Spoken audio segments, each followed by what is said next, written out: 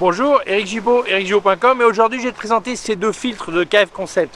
Un ND1000, donc distop, et un circulaire polarisant. Alors important, KF Concept, on présente toujours KF Concept comme une gamme moyenne avec un prix très raisonnable pour la qualité qu'ils offrent, mais beaucoup de gens depuis quelques temps réclamaient une gamme plus pro chez eux. Et bien voilà, c'est fait, la gamme Nano X Pro. Donc on va voir qu'il y a une différence importante avec les gammes entre guillemets inférieures. Donc je vais te raconter ça en détail, ce qu'offre de plus ces filtres. Mais n'oublions pas que mes vidéos en français sont sponsorisées par Arvia, écoledephotographie.com, qui permet de te former à la photographie à distance. Mais je te raconterai tout ça en fin de vidéo. Je te laisse simplement, je te dis un petit truc important maintenant au cas où tu n'arriveras pas jusqu'à la fin. Plusieurs trucs. 1. Contacte-les de ma part, c'est gratuit de leur téléphoner et surtout tu reçois un bouquin photo en appui pédagogique. 2. Si tu vas partir à la retraite bientôt, n'oublie pas de t'inscrire avant de partir, car ça passe par le compte CPF, donc compte personnel de formation, donc la formation peut être gratuite, mais il faut t'inscrire avant de partir à la retraite, même si tu fais la formation une fois à la retraite, il n'y a pas de problème. Et 3. Malheureusement, le système CPF est en train de changer, en principe en 2023, on ne sait pas exactement quand, mais ils demanderont aux élèves de payer une partie des formations, n'importe quelle formation, hein, pas seulement photographie, mais toute formation CPF. Donc c'est important de t'inscrire maintenant, parce qu'une fois que la loi aura changé, tu seras obligé de payer une partie. Par contre, si tu t'es inscrit avant, tu feras la formation en fonction des conditions au moment de l'inscription. Donc n'hésite pas, inscris-toi. Mais je te raconte tout ça en fin de vidéo. Allez, c'est parti. Bon, les deux filtres sont présentés pareil, hein, donc je t'ouvre une seule boîte, après le démon, enfin les deux, mais là, je te montre la boîte. Boîte noire et or, le look luxe tout de suite. Tu tires là, tu as donc un petit tiroir qui s'ouvre. Tu vas trouver ici la petite housse à filtre, qui a une présentation superbe. Hein. C'est un mélange tissu et style daim, ok. Quand j'ouvre, il y a un truc que j'adore, c'est que quand tu tires ici, hop, ça permet de sortir le filtre facilement. Donc ça, c'est super bien. Et après, il y a deux petits trucs en plus qui arrivent dans la boîte. J'ai trouvé ça super cool. Un, c'est un petit mouchoir microfibre, mouchoir tissu microfibre que je n'ai pas ouvert. Et un truc que je disais, mais qu'est-ce que c'est que ce truc? Qu'est-ce que c'est que ça? C'est un petit carton. Et si tu suis les instructions, tu le plies, tu le colles ici derrière. Et en fait, ça te fait un support pour un cadre. Tu peux utiliser cette boîte comme un petit cadre photo. Alors quand on utilise les photos, les filtres, après on n'utilise plus les boîtes, on les jette et tout ça. Là, tu pourras en profiter pour faire un petit cadre doré à la maison. Évidemment, c'est publicitaire. Mais je trouvais ça assez marrant, voilà. Donc, voilà, continuons. Alors, quelques petites informations techniques. Alors, important, je l'ai essayé sur mon OM1 de OM System avec le 12-40 mm. Je l'essaye à 12 mm, donc l'équivalent 24 mm, parce que plus il y a de grand angle, plus on peut voir les défauts d'un filtre, ok. Deuxièmement, ces filtres existent dans les tailles suivantes, 67, 72, 77, 82. On va traduire pour certains. 67, 72, 77, 82, 82, tu dis comme tu veux, voilà. Moi j'adore dire c'est comme ça, c'est plus clair en plus. 72, tu sais que c'est 72. 72, t'es pas sûr que c'est pas 60 et 12, tu vois. Voilà, quand tu as un numéro de téléphone, c'est quand même plus cool, hein. Ok. Alors, revenons sur Terre. Important, donc il y a ça, donc moi j'ai utilisé, donc ils m'ont envoyé des step-up rings dans des bagues d'adaptation. Par contre, ils m'ont pas envoyé de 62, c'est le diamètre de cet objectif directement à 72. Donc j'en ai mis deux, j'ai mis 62 à 67, 67 72. Bon, j'ai fait le tour, j'ai oublié qu'à la maison j'avais un 62 directement à 72. Mais enfin, c'est pas grave, voilà, ok. Donc ça m'a pas posé de problème, enfin tu vas voir après, ok. Deuxièmement, il a 36 couches de revêtement de traitement, contrairement aux 18 des gammes inférieures, des gammes plus accessibles peut-être. Et important, le filtre, au lieu d'avoir un cadre en aluminium aviation, il a un cadre en laiton, ce qui est une durée de vie plus élevée et ça permet d'être plus fin, plus léger, vraiment mieux dans tous les sens. Mais très important, ces filtres, voulant être de gamme professionnelle, offrent un truc que j'avais pas encore vu sur des filtres. Ils ont un numéro de série unique à chaque filtre. C'est-à-dire que tu vas pouvoir enregistrer ton filtre et s'il se passe quoi que ce soit autre qu'un mauvais usage, eh bien il est garanti 10 ans. Ça veut dire que quand tu fais ton investissement en filtre, avec le temps, on ne sait jamais, un filtre ça peut s'abîmer, sauf si tu fais un usage complètement du gros délire, hein. Si tu marches dessus, évidemment, ok. Mais là, ça va te permettre d'avoir un investissement dans le temps qui va, s'il y a un problème, ben, t'es couvert par 10 ans de garantie, ce qui n'est pas peu. Donc, on va faire les essais des filtres pour que tu vois les résultats.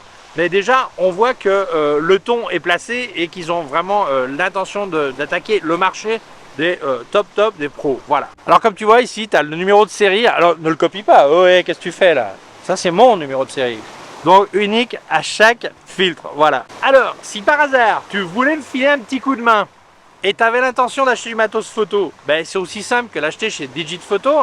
Et là où ça marque code créateur, tu marques Gibo, ça te coûte pas plus cher et moi ça me file un coup de main. Voilà, merci, continuons. Bon, alors on va faire l'essai avec le polarisant. J'ouvre, je tire la languette, j'attrape le polarisant. Ok. Alors je vais faire un truc qu'il faut jamais faire. Souffler, parce que là tu risques de cracher dessus, ok. Je le place. J'aime bien expliquer les trucs qu'il faut pas faire et que je fais. Voilà. Je suis humain, hein, comme les autres. Hein. Alors, je vais faire... Attends, pardon. Je vais faire une première photo sans le polarisant pour que tu vois la différence. Attends. Une première photo, je le vire. Hop. Première photo. Ok. Ok. Première photo sans polarisation. Ok. Maintenant, je vais mettre le polarisant. Alors, les polarisants, on pense toujours que c'est seulement pour... les reflets. En fait, c'est les reflets sur l'eau, sur le verre. Par contre, sur le métal, ça n'arrive pas à enlever les reflets sur le métal, un polarisant. Mais l'idée, c'est pas seulement ça. C'est qu'en fait, comme ça coupe les reflets, il y a plein de situations autour de nous qui ont aussi des reflets. Par exemple, les nuages, les plantes. C'est-à-dire que quand tu coupes ces reflets, tu vas donner plus de force aux couleurs. Parce qu'évidemment, un arbre qui a des reflets, parce qu'il est humide, c'est comme ça, et la lumière reflète dessus, eh bien, si tu arrives à couper ces reflets, ben, le vert va mieux ressortir. Voilà. Donc, c'est important, c'est pas seulement pour des trucs sur l'eau. Deuxièmement, là, il est souvent difficile de savoir quel est l'effet le plus fort, à quel moment vraiment les reflets sont coupés. Alors, ça dépend aussi de l'angle du soleil et tout ça. Okay. Mais quand tu n'arrives pas à le voir à l'œil nu, tu ne te rends pas compte. Il y a un truc tout simple. Tu vas tourner ton polarisant et tu vas voir que l'exposition va chuter. Normalement, un polarisant, c'est jusqu'à moins stop, moins un tiers. Moins 1 plus un tiers, je veux dire. Donc, quand tu vois là que tu arrives, là par exemple, là j'arrive à moins 1 tiers, eh bien là, je suis probablement à la polarisation maximum. Donc, tout simple, hein, voilà. Je vais compenser ma vitesse pour redescendre à 0, ok, au centre. Je fais ma photo, voilà. Et là, tu peux voir la différence entre avec et sans polarisant. Voilà. Maintenant, je vais te faire une petite vidéo rapide pour que, en le tournant pour que tu vois la différence, ok. Donc, je vais mettre en mode vidéo. Hop, voilà, ok. Ok, on y va, c'est parti. Et là, je vais le tourner et tu vas voir que le reflet, bon, l'exposition, tu vas surtout voir que l'exposition change, ok, que là je fais pas de compensation, ok, et donc quand l'exposition redescend, c'est que tu es à la polarisation maximum et c'est en train d'enlever du reflet. Alors suivant l'angle du soleil, c'est pas toujours aussi flagrant, mais voilà, ça donne une petite idée. Je vais pas t'expliquer mon avis là, parce qu'en fait tu vois toi-même, alors si tu vois des trucs dans les bas, c'est mes doigts qui tournent, ok, tu vois toi-même si le résultat te plaît ou pas, voilà. Alors, on va faire une photo avec le filtre ND, D-Stop. Alors, je vais me faire une photo de la main, comme ça je suis le démarre. Ok. Alors, d'abord, je vais faire une photo sans rien pour que tu vois la différence. Là, ça m'indique à F8, je suis à 1/500 de seconde. Ok. C'est la photo. Ok. Je mets le retardateur de 2 secondes. Ok. Ok, pour que ça se stabilise, le boîtier. Ok. Alors, quand je suis à 1/500, ça n'a pas besoin, mais c'est quand je vais mettre ça. Voilà. Alors, je vais placer le filtre de D-Stop. Donc, plaçons.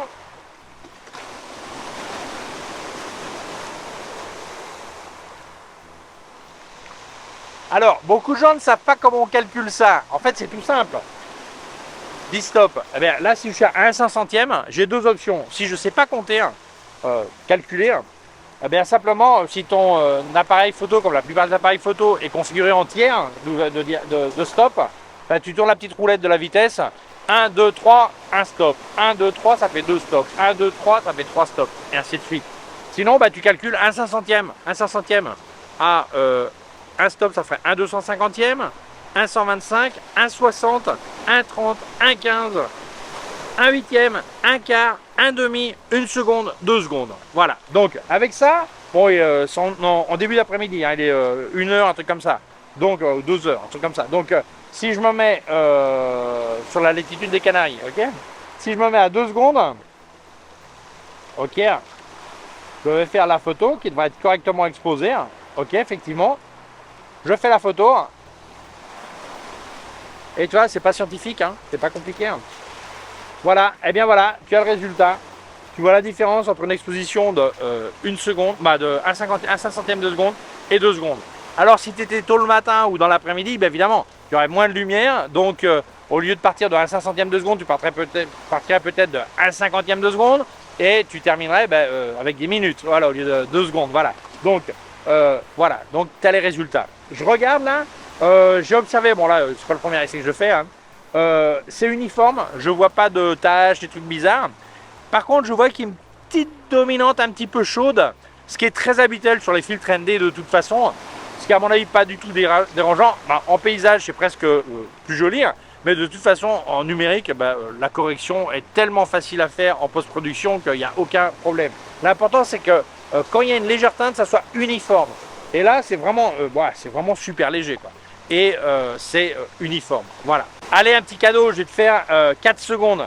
Je me suis mis à F11 pour couper la lumière, ok? Et pour couper un peu plus la lumière. Et on va faire une petite photo, voilà, qui va durer au lieu de 2 secondes à F8, 4 secondes à F11, puisque c'est double, la moitié de la lumière à F11 qu'à F8. Ok, donc le double de temps. Ok, c'est parti. Et ça donne une petite idée de comment ça ferait plus tôt le matin ou dans l'après-midi. En fin d'après-midi, quand il y a des pauses qui sont plus longues, ok? Quand je vais attendre que la vague arrive, là, bouge pas. C'est parti. Voilà. Ok. Et tu vas voir que ça se voit beaucoup plus la différence. Voilà. Bon, conclusion. Alors, j'ai oublié de dire un truc. Le verre qui s'utilise, c'est du verre japonais Asahi, qui est une référence dans le verre japonais. Super qualité.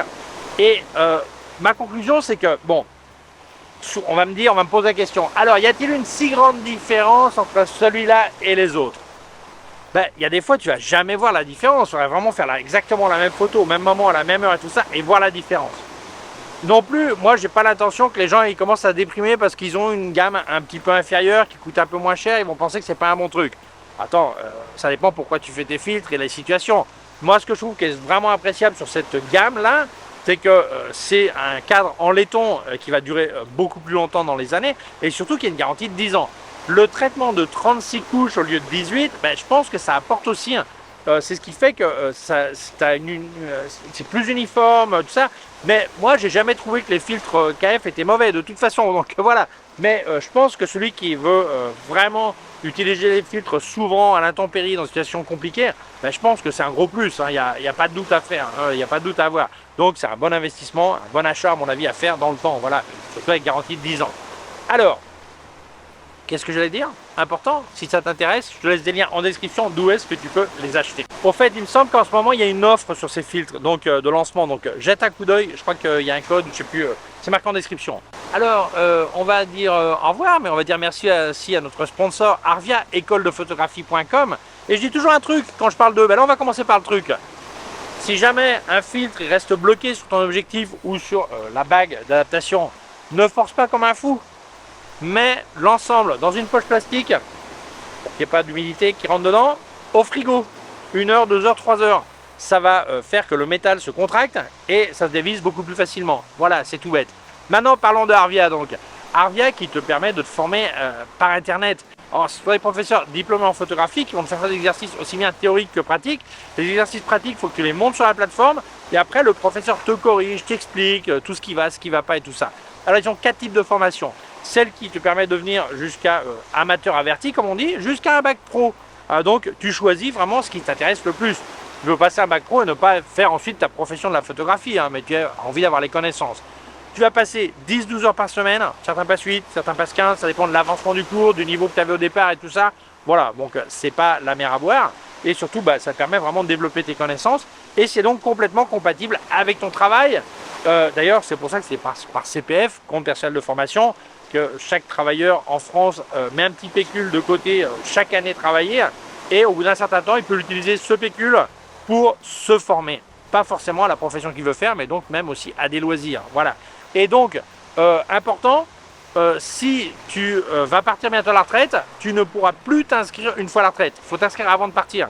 Donc, n'oublie pas, tu pourras faire la formation 6 mois, 1 an, 2 ans après t'être inscrit. Mais l'important, c'est t'inscrire déjà. Après, être à la retraite, mais l'important, c'est t'inscrire déjà. Même chose, la loi sur le CPF, apparemment, va changer. Ils vont demander aux gens de participer de 20 à 30% sur toutes les formations CPF, pour faire un permis de conduire ou de la photographie. Donc, moi, je te conseille de t'inscrire déjà, parce que même si la loi change, de toute façon, ce qui s'appliquera, c'est les conditions au moment de l'inscription. Donc, inscris-toi déjà. Sinon, qu'est-ce que j'ai dire d'autre? Ben voilà, contacte-les de ma part, parce que tu reçois un bouquin en appui pédagogique, un bouquin photo, et aussi, ben, ils préfèrent que tu les appelles par téléphone, ça permet de résoudre les questions tout de suite, les doutes et tout ça. Et n'oublions pas que c'est l'école la mieux cotée de France, avec la note la plus élevée. Voilà, donc l'école de photographie, hein. Permis de conduire, ils font pas encore, de photographie. Donc voilà, je crois que c'est vraiment une référence. D'ailleurs, le parrain de l'école, c'est Yann Arthus Bertrand, La Terre vue du ciel. Je pense que c'est une grosse référence. Donc, n'oublie pas de les contacter de ma part. Voilà, ben merci Arvia, merci KF Concept de m'avoir envoyé ces filtres, merci à toi d'avoir vu la vidéo. Si tu penses que ça peut intéresser d'autres personnes, je t'invite à la partager sur les réseaux sociaux. Si tu ne l'as pas encore fait, je t'invite à t'abonner à ma chaîne YouTube. Il y a un petit bouton par là, une clochette. Si tu appuies sur la clochette, tu recevras un avis quand je monte une nouvelle vidéo. Mon site web ericgio.com/fr pour la version en français. Mes cours de photographie en vidéo, ericgio.com/fr/cours en ligne. Si tu as une quelconque question, tu peux laisser un commentaire dessous. Je laisse aussi des liens de mon matos sur Digit Photo. Alors n'oublie pas, si tu achètes chez eux, là où ça marque code créateur, tu marques Gibo, ça me file une petite aide et ça ne te coûte pas plus cher. Je laisse aussi des liens de tout ce que j'ai testé de KF Concept, Sandmark et les Flash Westcott. Et aussi un lien de mon compte PayPal au cas où tu vas faire un don. Merci beaucoup, prends soin de toi et à très bientôt. Ciao!